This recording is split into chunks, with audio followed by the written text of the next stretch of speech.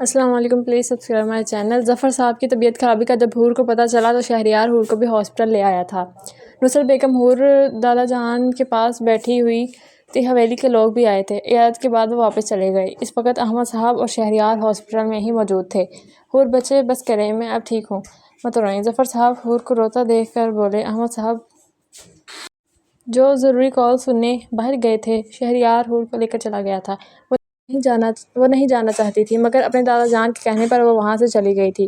نصرت بیگم دادا جان کے پاس بیٹھی تھی۔ ظفر صاحب دیکھیں نا، زندگی اور موت کا کچھ پتہ نہیں۔ آپ کو نہیں لگتا کہ آپ کو احمد صاحب کو سب کچھ بتا دینا چاہیے؟ آخر وہ بھی تو اپنی بیٹی سے اتنے سال دور رہے ہیں۔ مجھے لگتا ہے کہ اگر انہیں پتہ چل جائے گا تو وہ حور کے ساتھ کوئی ناانصافی نہیں ہونے دیں گے۔ نصرت بیگم کی بات سن کر ظفر صاحب بھی سوچ میں پڑ جاتے ہیں۔ بیگم آپ صحیح کہہ رہی ہیں، میری بھی زندگی کا کوئی پتہ نہیں۔ احمد صاحب جو کال اٹینڈ کرنے گئے تھے، نصرت بیگم اور دادا جان کی بات سن کے کافی حیران ہوئے تھے۔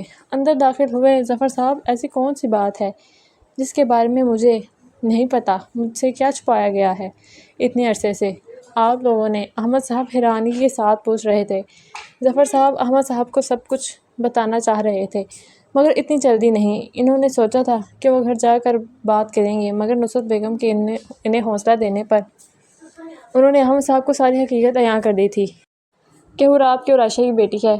کس طرح جب عائشہ کو حویلی سے نکالا گیا تو وہ ماں بننے والی تھی، اور ساتھ ہی پھر فیروزہ بیگم کی بھی حقیقت بتا دی کہ اس رات عائشہ کے کمرے میں منصور کو بھیجنے والا کون تھا۔ احمد صاحب صدمے کی کیفیت میں تھے۔ انہیں یقین نہیں ہو رہا تھا کہ حور انہی کی بیٹی ہے۔ حور تو انہیں پہلی نظر سے ہی پسند تھی، کیونکہ انہیں حور میں عائشہ کا عکس دکھائی دیتا تھا۔